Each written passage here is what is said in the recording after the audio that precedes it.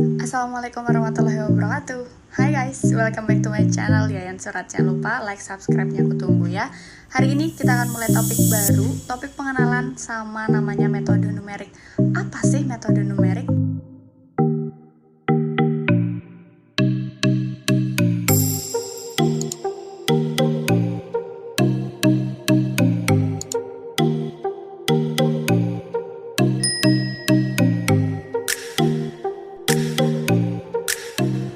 Hari ini kita ngobrol santai tentang metode numerik. Apa sih metode numerik? Apa manfaatnya?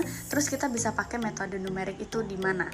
Jangan lupa klik like dan juga subscribe-nya dulu. Kita mulai pembahasan dan pengenalan metode. Metode numerik merupakan sebuah teknik yang digunakan untuk menyelesaikan sebuah masalah di dunia nyata. Masalahnya itu kan banyak, kemudian harus diselesaikan secara matematis, di mana proses perhitungannya itu banyak dan juga harus berulang prosesnya. Metode numerik itu bukan cuma digunakan sama anak matematika aja loh. Metode numerik ini bisa digunakan di berbagai bidang ilmu, terutama teknik mesin, teknik kimia, teknik industri, dan semua jenis teknik itu pakai metode numerik. Bahkan untuk dunia sosial, kedokteran, dan juga ekonomi itu memerlukan metode numerik untuk menyelesaikan masalah-masalahnya. Nah, di sini metode numerik sendiri, metode yang bisa digunakan kalau misalnya kita tidak bisa menyelesaikan dengan analitis. Karena banyaknya perhitungan yang diperlukan dan juga proses pengulangan yang banyak, makanya metode numerik ini akan sangat berguna kalau misalnya kita menggunakan bantuan dari komputer dan juga software tertentu. Tapi perlu diingat bahwa metode numerik ini adalah sebuah perkiraan, hasilnya hanya perkiraan, tidak exact pada nilainya. Jadi, metode numerik mungkin menghasilkan 3 kesalahan. Apa aja kesalahannya? 3 kesalahan pada metode numerik yang aku maksud, yang pertama adalah kesalahan bawaan, yaitu bawaan dari datanya. Kesalahan yang kedua yang mungkin adalah pembulatannya yang salah. Atau kesalahan ketiga yang mungkin adalah kesalahan pemotongan step langkah. Nah, math people, kesalahan bawaan yang aku maksud tadi bisa aja terjadi karena human error. Jadi, salah ketika membaca skala, atau salah ketika menyalin data, atau salah karena tidak memahami hukum-hukum fisik dari sebuah data. Untuk kesalahan yang kedua, itu kesalahan pembulatan. Jadi, pembulatan itu kan ada dasar-dasarnya sendiri. Jadi, kalian belajar tentang angka penting dulu. Kalian harus tahu ini dinaikkan atau diturunkan, dan semacamnya ya. Contohnya itu kayak bilangan 3,1415 dipotong jadi 3,14. Nah, bilangan yang dibuang itu kalau berada di bawah dari satuan ke N yang kita tentukan, dia akan hilang. Tapi kalau di atas akan naik 1 digit. Untuk kesalahan yang ketiga, yaitu kesalahan pemotongan. Contoh, kalau misalnya kita punya rumus kayak gini, terus kita potong tiba-tiba jadi kayak gitu tuh. Nah, itu tuh udah salah banget dan itu hasilnya akan beda. Nah, selanjutnya kita coba bahas tentang kesalahan absolut dan kesalahan relatif. Apa sih kesalahan absolut dan relatif? Bedanya di mana, Kak? Kita bahas sebentar ya. Pada dasarnya, relative error itu didapatkan dengan absolute error dibagi dengan actual value. Nah, absolute error dapatnya dari measured value dikurang dengan expected value-nya. Jadi biasanya relative error pun itu biasa dinyatakan dalam persen, jadi dikalikan dengan 100 di belakang. Dalam metode numerik sendiri terdapat beberapa metode untuk menyelesaikan persamaan karakteristik seperti polinomial tingkat tinggi, sinusoida, eksponensial, logaritmik, dan juga kombinasi. Nah, dari persamaan-persamaan tersebut bisa diselesaikan dengan metode-metode seperti yang tertulis. Yang pertama, metode iterasi. Yang kedua, metode tabulasi. Yang ketiga, metode biseksi. Keempat, metode regula falsi. Kelima, metode Newton-Raphson. Dan keenam, metode secant. Nanti kita akan lebih kenal satu sama lain ya. Tahap-tahap memecahkan persoalan secara numerik yang dilakukan dengan pemecahan persoalan dunia nyata dengan metode numerik. Yang pertama, langkahnya adalah pendefinisian masalah, yaitu apa yang diketahui dan apa yang diminta. Kedua, pemodelan.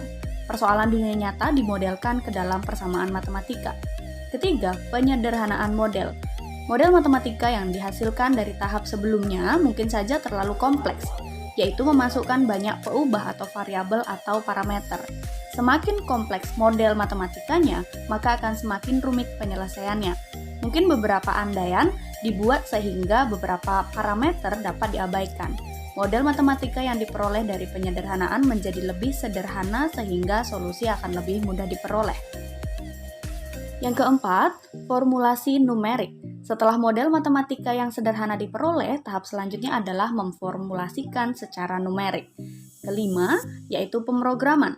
Tahap selanjutnya adalah penerjemahan algoritma ke dalam program komputer dengan menggunakan salah satu bahasa pemrograman yang dikuasai. Yang keenam, operasional. Pada tahap ini, program komputer dijalankan dengan data uji coba sebelum data yang sesungguhnya. Langkah yang ketujuh atau yang terakhir adalah tahap evaluasi. Bila program sudah selesai dijalankan dengan data yang sesungguhnya, maka hasil yang diperoleh diinterpretasi. Interpretasi meliputi analisis hasil run dan juga membandingkannya dengan prinsip dasar dan hasil-hasil empirik untuk menaksirkan kualitas solusi numerik dan keputusan untuk menjalankan kembali program untuk memperoleh hasil yang lebih baik. Kalian sadari atau tidak bahwa metode numerik mempunyai manfaat yang sangat luar biasa? Yang pertama, mampu menangani sistem persamaan besar, ketaklinearan, dan juga geometri yang rumit. Yang dalam masalah rekayasa itu tidak mungkin dipecahkan secara analitis. Yang kedua, mengetahui secara singkat dan jelas teori matematika yang mendasari paket dari program yang kita jalankan. Ketiga, mampu merancang program sendiri sesuai dengan permasalahan yang dihadapi pada masalah nyata maupun masalah rekayasa. Yang keempat, metode numerik ini cocok untuk menggambarkan ketangguhan dan keterbatasan komputer dalam menangani masalah rekayasa yang tidak dapat ditangani secara analitis. Kelima, menangani galat atau error suatu nilai hampiran atau aproksimasi dari masalah rekayasa yang merupakan bagian dari paket program yang berskala besar. Terakhir, menyediakan sarana untuk memperkuat pengertian dari matematika, karena salah satu kegunaannya adalah menyederhanakan matematika yang lebih tinggi dengan operasi matematika mendasar. Oke, dan yang perlu kalian tahu, prinsip-prinsip dari metode numerik. Pertama, metode numerik digunakan jika metode analitik tidak lagi dapat digunakan. Oke. Kedua, metode numerik merupakan pendekatan untuk mendapatkan pemecahan masalah yang dapat dipertanggungjawabkan secara analitik. Ketiga, pendekatan metode numerik merupakan analisis matematis.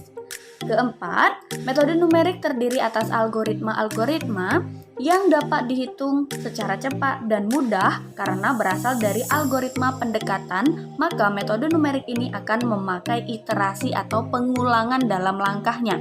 Terakhir, nilai kesalahan merupakan hal penting atau hal paling utama untuk mengetahui seberapa baik metode yang kita gunakan.